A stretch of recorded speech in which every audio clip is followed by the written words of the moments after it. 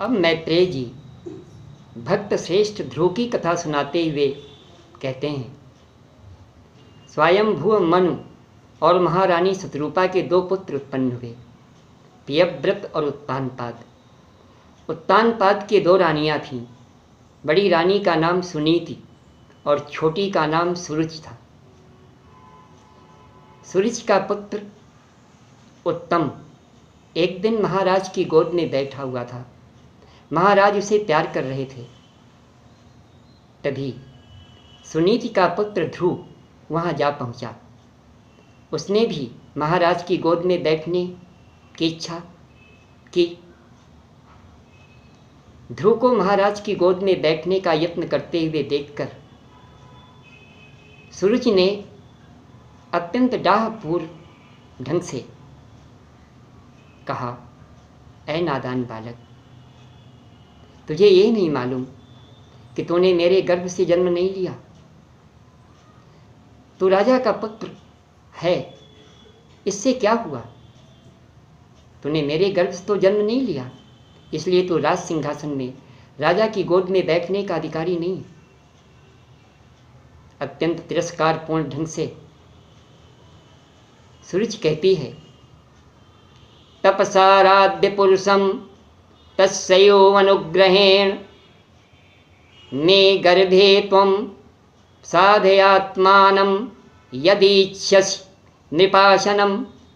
अगर तुझे राजा की गोद में बैठना है, राज सिंहासन पर बैठना है, तो पहले उस परम सत्य परमात्मा, परम पुरुष परमात्मा की आराधना कर और उनकी कृपा से मेरे गर्भ से जन्म ले। तब तो राज सिंहासन में बैठने का अधिकारी हो सकता है, तब तो राजा की गोद का अधिकारी हो सकता है। विमाता के वाग बाणों से मर्माहत ध्रुव अत्यंत क्रोध के मारे लंबी लंबी सांस लेने लगे। मैत्रेय जी कहते हैं, जिस प्रकार डंडे की चोट से घायल सांप फुफकार मारने लगता है, उसी प्रकार ध्रुव क्रोधवश लंबी लंबी सांस लेने लगा। लेकिन क्या कर सकते थे? अपनी विमाता के कठोर शब्दों से आहत रोते हुए अपनी माँ सुनीति के पास पहुँचे। पुत्र को रोता हुआ देखकर सुनीति ने उन्हें अपनी गोद में उठा लिया और पूछा, क्या बात है, क्यों रो रहे हो? जब राजमहल के दूसरे लोगों से अपनी सौत के शब्दों के बारे में उसे पता चला तो उसे भी बड़ा कष्ट हुआ।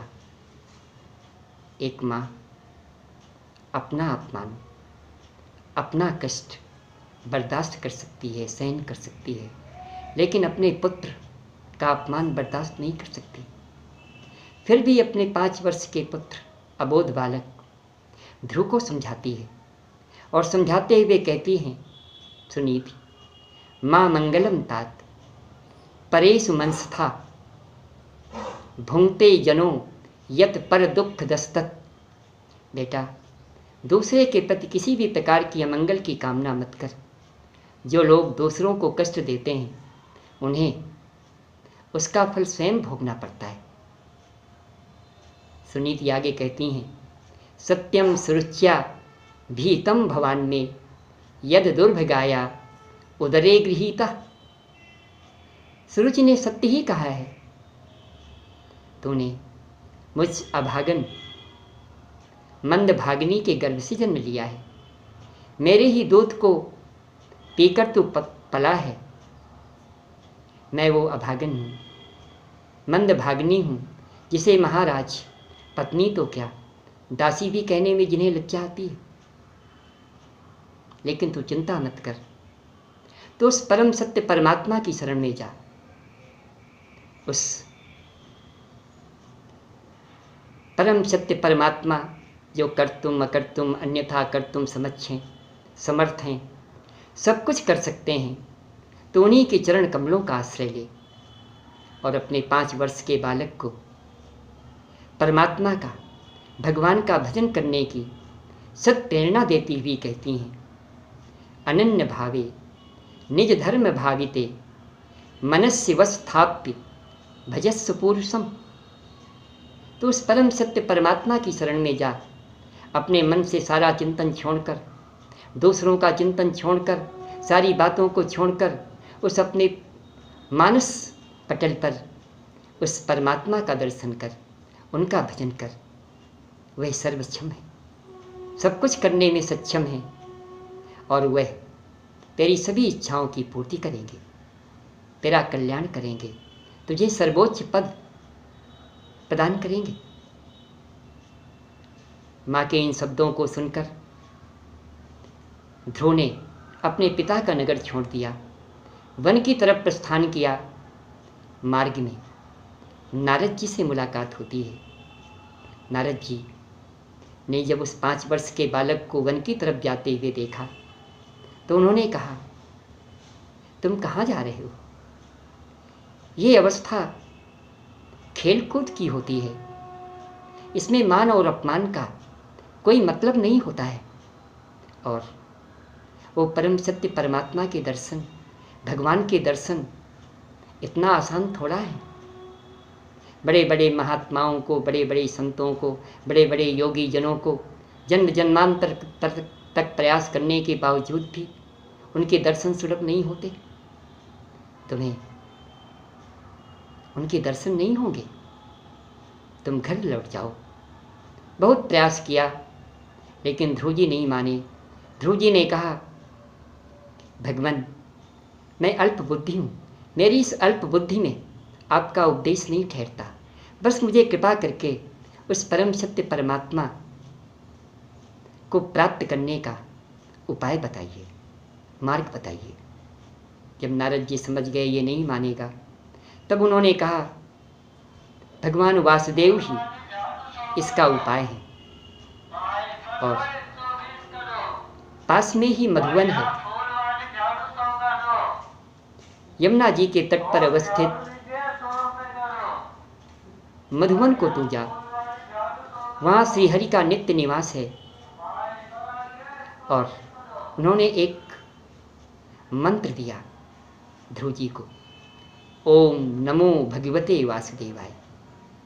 उन्होंने कहा, इस महामंत्र को, इस द्वादशाक्षर मंत्र का जप करना और भगवान की आराधना करना, भगवान तेरी रक्षा करेंगे, तेरी इच्छाओं की पूर्ति करेंगे। इसके बाद ध्रुव जी ने नारद जी की परिक्रमा की, उन्हें प्रणाम किया और मधुवन की तरफ प्रस्थान किया। इधर नारद जी राजमहल पहुँचे उत्तानपाद के पास और बोले, आज तुम्हारा मुख बहुत सूखा हुआ है, बहुत चिंतित हो, क्या बात है? उत्तानपाद ने कहा, मैं कितना स्त्रैण हूँ, मैंने स्त्री के वश में होकर और अपनी पत्नी सुनीति और पुत्र ध्रुव का परित्याग कर दिया।